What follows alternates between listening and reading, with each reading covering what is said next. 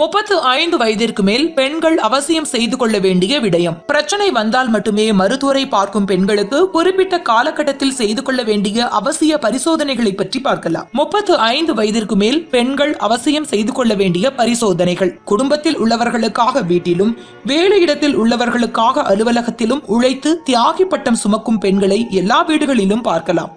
பிரச்சனை வந்தால் மட்டுமே மருத்துவரை பார்க்கும் பெண்களுக்கு குறிப்பிட்ட காலகட்டத்தில் செய்து கொள்ள வேண்டிய அவசிய பரிசோதனைகளை பற்றி பார்ப்போம். ஹீமோகிராம். இரத்த சோகை இல்லாத பெண்களே இல்லை எனலாம். அதீத சோர்வு, எப்போதும் தூக்கம், முகம் உப்பி வெளிரி காணப்படுதல், கண்கள் நாக்கு வெளிரி காணப்படுவதெல்லாம் இரத்த சோகைக்கான அறிகுறிகள். தவிர முடி உதிர்தல், மூச்சு வாங்குதல், குளிர்ச்சியான சூழ்நிலையை தாங்க முடியாமை, மாதவிலக்கு பிரச்சனை போன்றவை எல்லாம் கூடுதல் அறிகுறிகள்.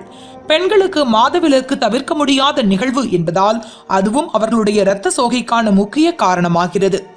6 மாதங்களுக்கு ஒரு முறை முழுமையான இரத்த பரிசோதனை மேற்கொள்வதன் மூலம் ஹீமோகுளோபின் அளவு, இரத்தத்தில் உள்ள சிவப்பு மற்றும் வெள்ளை செல்கள், இரத்த தட்டணுக்களின் எண்ணிக்கையை தெரிந்து கொண்டு மேற்சொன்ன பிரச்சனைகளை ஆரம்பத்திலேயே சரி செய்ய முடியும். பெண்களுக்கு ஹீமோகுளோபின் அளவு 11 முதல் 12 கிராம் இருக்க வேண்டும். இது குறைகிற போது கவனம் தேவை.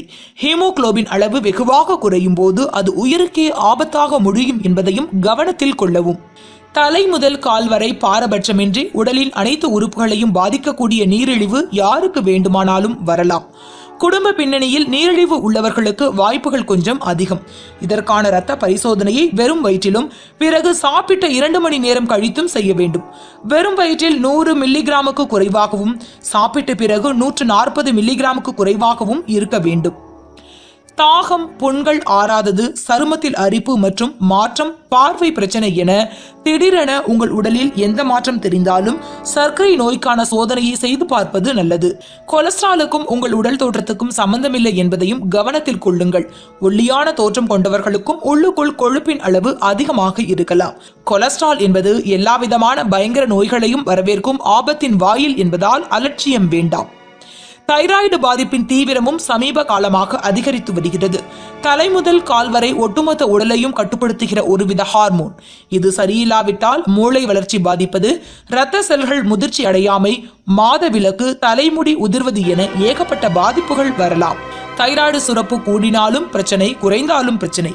எளிமையான இரத்த பரிசோதனை மூலம் இதை தெரிந்து கொள்ளலாம். 50 வயதுக்கு மேலானவர்கள், குடும்ப பின்னணியில் தைராய்டு பாதிப்பு உள்ளவர்கள், டைப் 1 வகை நீரிழிவு உள்ளவர்கள், காரணமின்றி உடல் எடை கூடியவர்கள் அல்லது குறைந்தவர்கள் போன்றோருக்கு இந்த சோதனை மிக மிக முக்கியம். இன்று யாருக்கு வேண்டுமானாலும் எந்த காரணங்களும் இல்லாமல் புற்றுநோய் தாக்குவதை பார்க்கிறோம். சர்க்கரை நோய் மாதிரிதான் இதுவும். போன வருடம் செய்த சோதனையில் நார்மல் என காட்டியிருக்கும். இந்த வருடம் வேறு மாதிரி காட்டலாம். எனவே பெண்கள் மார்பகங்கள் மற்றும் கர்ப்ப வாய்க்கான புற்றுநோய் பரிசோதனைகளை வருடம் தவறாமல் மேற்கொள்ள வேண்டியது அவசியம்.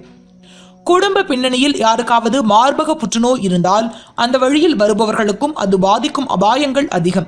சமீப காலமாக அப்படி குடும்ப பின்னணி இல்லாதவர்களையும் மார்பக புற்றுநோய் அதிகம் தாக்குவதை பரிசோதனை செய்து கட்டிகளோ, வீக்கமோ, கசிவோ இருக்கிறதா என சரிபார்க்க வேண்டும். தவிர வருடம் ஒரு முறை மோமோகிராம் சோதனையும் அவசியம். எக்ஸ்ரே மாதிரியான எளிய சிகிச்சை தான் இது. ஆரம்ப கட்டத்திலேயே கண்டுபிடித்தால் மார்பகங்களை நீக்கும் அளவுக்கு போக வேண்டி இருக்காது.